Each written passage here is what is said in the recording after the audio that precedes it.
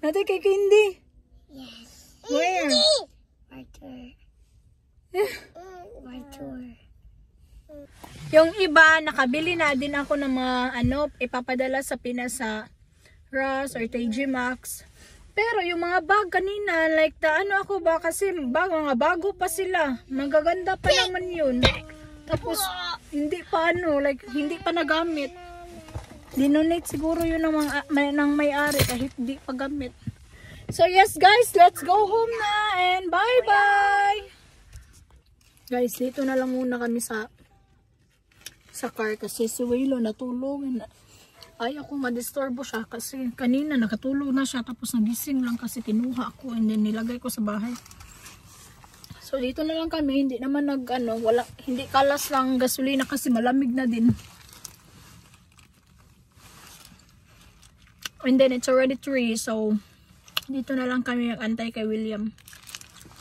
Kumain ako ng burrito kanina to. Katapos mag-edit na lang din ako ng mga video para may ma-upload tayo.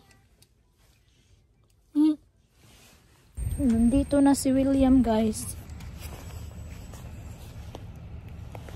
Ang cute-cute na niya. No, yung damit niya ba? Ang cute-cute. Ang lamig-lamig.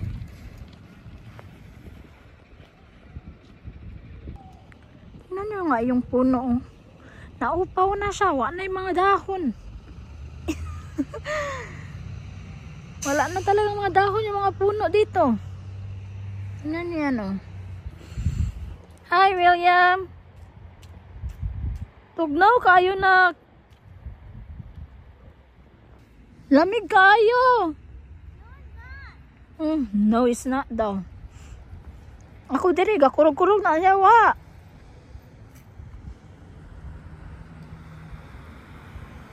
Good job, William.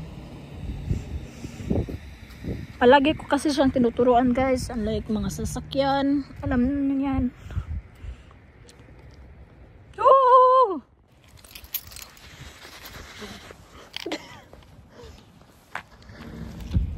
How was school? Good. Kuya, wani mo naka-gloves man gihapon nga. I went there for the whole day. Really? How did you write? Huh? With my gloves. Really? Yeah. You know how to write still, even though you have gloves? Yeah. Yung mga kapatid niya napasa Your brother. Where's your brother?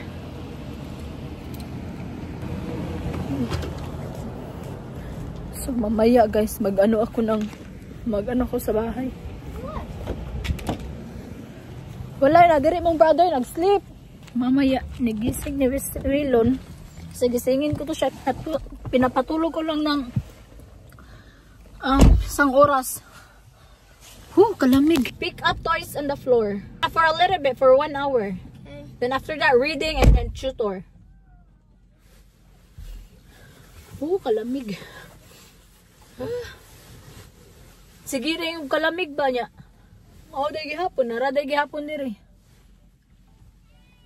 So yes guys, kanang na baka mamaya, mag-snow mamaya. So, i-ready ko na yung mga winter clothes sa mga bata. Mga 15 minutes. Pukawon na ako ni si Waylon kay nami.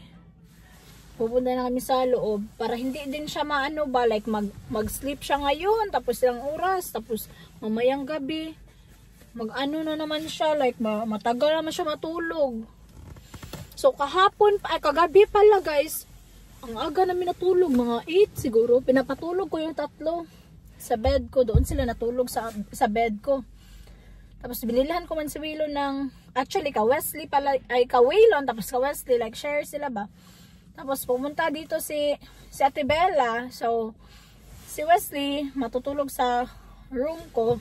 Then doon yung parang toddler bed nakalagay sa room ko. So either Wesley or Waylon yung matutulog doon sa bed na maliit.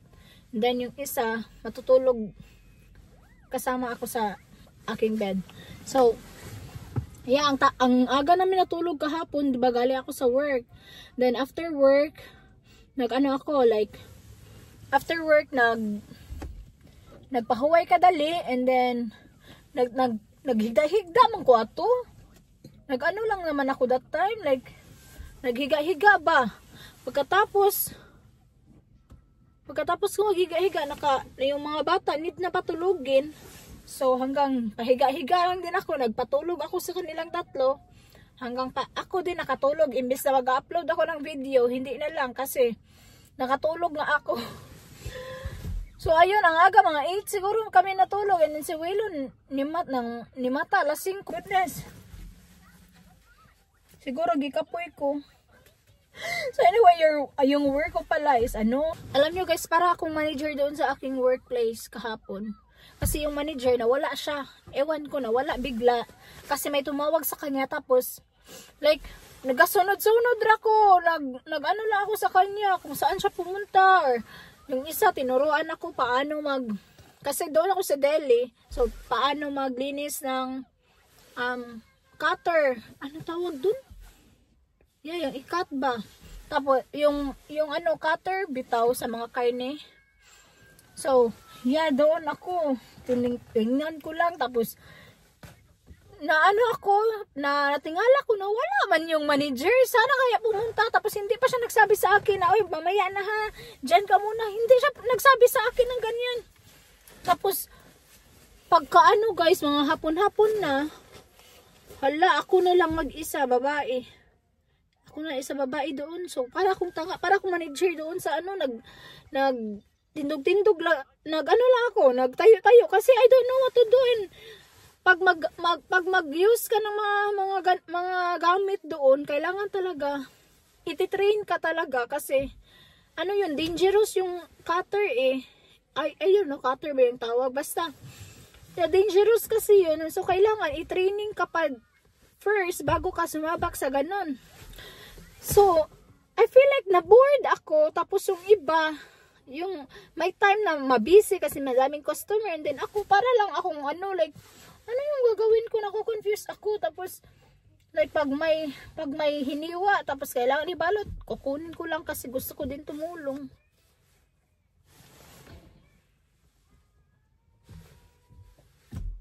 What? Open. Are you going to go inside? No. Where's William? Inside. He's inside. He's not allowed to play right now. He needs to read. Oh. Who's reading with him? Who's reading with him? He's gonna... No, Kuya will go home na. Kay William is not allowed to right now.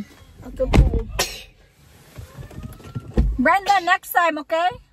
Next time. Thank you. Nandito yung kaibigan ni William. Magbasa kasi si William, guys. So anyway, asa lagay ko ato? So, nabibisi sila, tumatayo lang ako. Tapos pag may mga hiniwa, ako na yung mag-approach na. Ako na lang magbalot. Kasi para kung I don't know, like para kung na-awkward kasi like bago ka pa lang, and I understand naman, sabi nila, I understand kasi ganito. Tapos sinasabihan ko talaga sila na, hey, I'm sorry, this is my first time working here, and then like wala ako idea. I don't eat deli stuff or deli food here because I'm a Filipina and I'm not anong tawag dyan? I'm not familiar about the cheese, the mga meat. Hindi ako familiar ba? Tapos sabi naman ng mga workmates ko, okay lang yan, I understand, ganyan talaga pag bago. Nagising na siya. What? Huh?